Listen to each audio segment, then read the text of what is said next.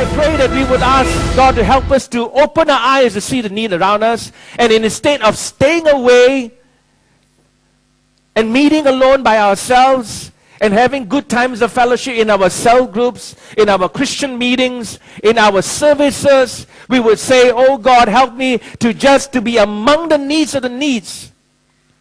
There comes to a place whereby the needs must scare us. The needs must tear up our hearts until they say that I cannot stand it on no longer. It is either, Lord, I run away, or God, help me to address some of the needs that are around me.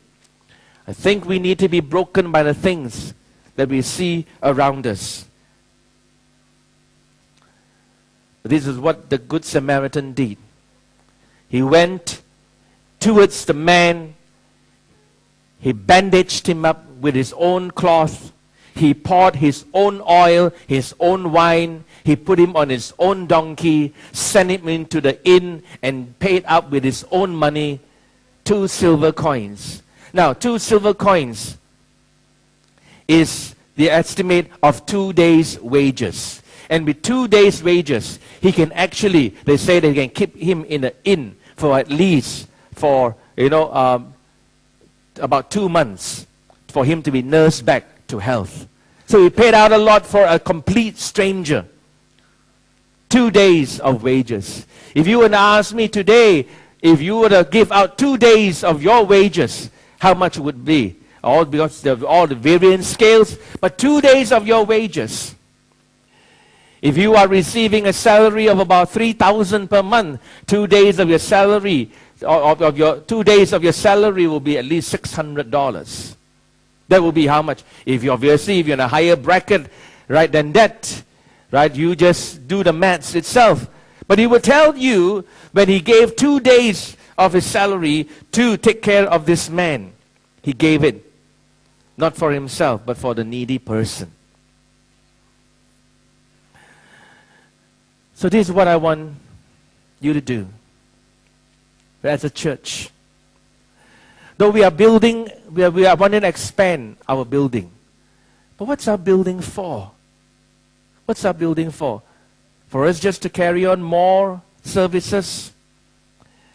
Our building is actually, the primary aim for our building is actually, yes, for us to worship, for us to disciple, for us to inspire, but it's also for us to train. Our building ought to be a place where we send out our people into the community and into the harvest field. What we have done with our building is that many times we have stayed inside the building because it's a beautiful building. It is a nice building.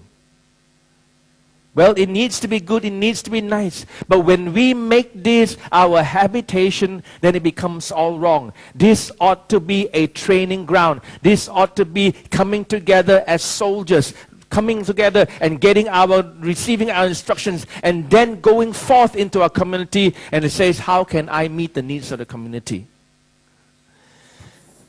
This is where the Lord is challenging us too. And I pray that you would say, oh God, it may be uncomfortable, but Lord, speak to me.